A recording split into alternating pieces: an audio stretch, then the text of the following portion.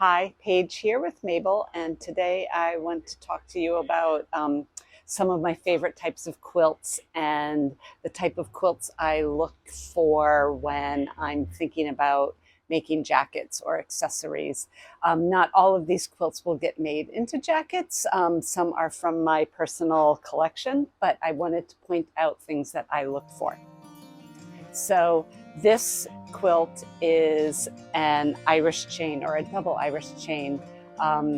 And one style of quilt that I really like are the two colored quilts. An Irish chain or double Irish chain or even triple Irish chain lends itself to the two kind of quilts. I like that for two reasons. It's really graphic to look at from a distance, but you also get in between these beautiful panels of quilting.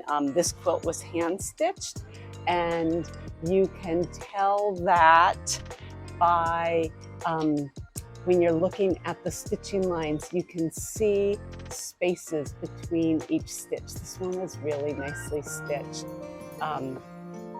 And it's just really beautiful. The pinks in this have really faded, and it's just really lovely. And then the center medallions in each of these white spaces, they're also hand stitched, and you can tell that the quilter took a lot of time to get this done.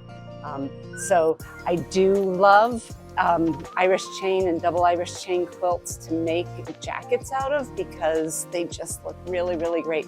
This quilt is in good condition. The part over on the back though does have some rips, so potentially I will be looking for some vintage fabrics to patch that up. I just absolutely love this.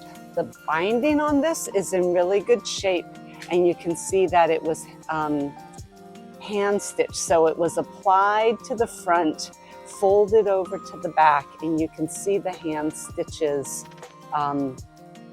that tied it into place or sewed it into place. Just a really beautiful quilt. Here's another example of a two-colored quilt that I absolutely love. It's called Drunkard's Path or Solomon's Puzzle. I actually got in trouble once with Facebook by calling something Drunkard's Path. They blocked my account because of the language. This quilt is not in good shape. You can see the fabric has started to tatter throughout, exposing the batting. But what I do like to see is it is a cotton bat underneath. It is also hand stitched. I love Drunkard's Path, again, because it is so graphic.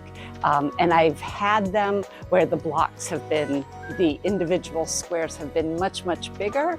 And then this is the more typical size. It's like 2.5 inches, maybe 3 inches square.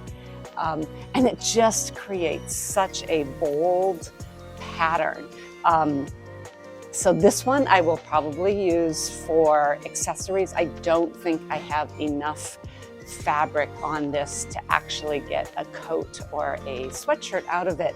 And what I can do is places where there aren't damaged, I can applique over pieces that have the damage to provide some structure and make the piece strong. But again, another example of a fabulous two-color quilt design. So Log Cabin Quilt is another one of my favorite designs, and it seems it's much different than the two-color designs because you are working with a variety of fabrics.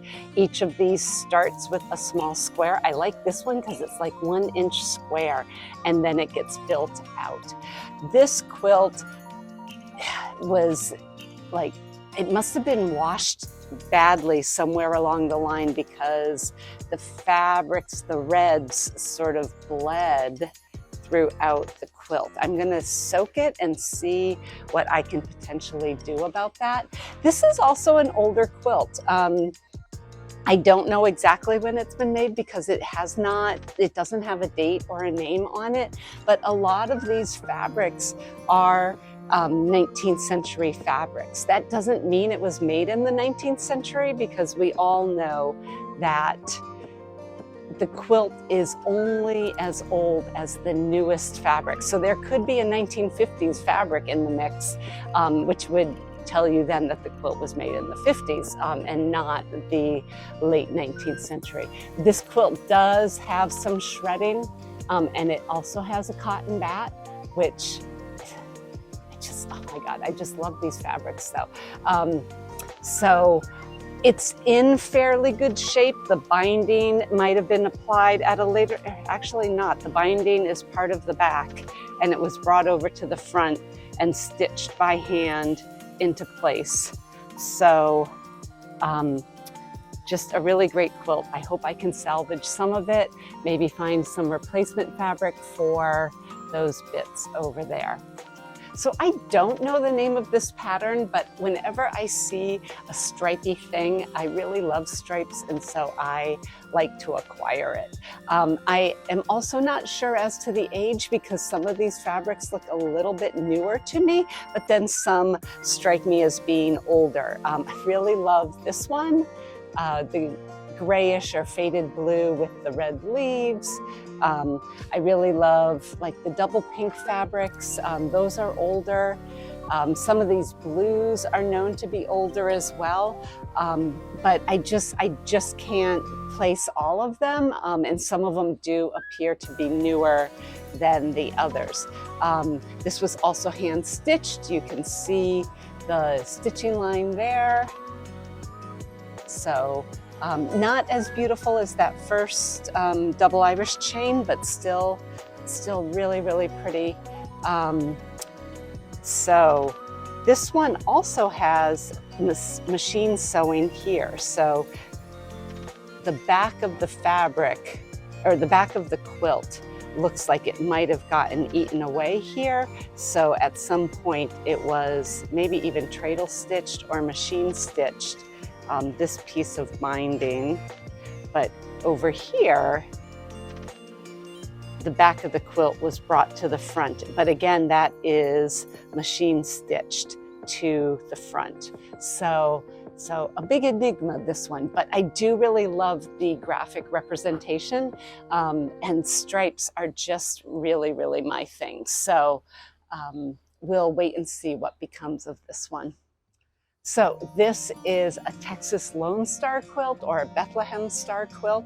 I like this one. It is hand stitched, you know, fairly. It's not super beautiful, but it's nicely done. This quilt is in really, really good shape. It was offered to me as a vintage cutter quilt, but it is not a cutter. It is, it's really, really bright and shiny, and I just love the color play. I also love, it is, you know, it is hand stitched, and you can see where the quilter actually, you know, her quilting lines, they're marked. So I don't think this has been washed yet either. So still trying to decide which bedroom this will go into, because it's a lot of fun. It is something else. I have some wall space. It might just even become a wall hanging or something like that. It's a really good example of a Texas Lonestar quilt. They're so graphic and so beautiful. Each of these pieces is cut and stitched by hand, which I just really, really love. So this is another quilt that I have in my collection. Again, it's in pretty good shape. It does have some staining, but I really, really love the variety of fabrics in it. It also has, as its backing, a vintage sheet, and it's polyester. So I think this quilt potentially could be a 70s quilt. I'm not sure if these are authentic fabrics or reproduction. They look like reproduction of feed sack fabrics. So, and probably pretty sure there's polyester batting in the middle of this. What I like about Around the World, you start with the center, and then you've got 4, and you just keep building out and out and out, and each ring around the center is all the same color. So you get a variety of fabrics. You also get a variety of colors, but there is some sort of purpose or planning that has to go into the making of one of these quilts. Super, super cute. And also in pretty great shape. So I'm gonna work on trying to get some of these stains out, but it makes a great little stacker, something that can sit at the end of a bed. So I'd love to hear what your favorite quilt patterns are, what decades appeal to you most, and if you're interested in any of these quilts, let me know, because I'm not averse to selling quilts from my private collection. I'm also interested if you know of the name of this quilt. Let me know, because I've seen a couple of these and I just find them so appealing. So.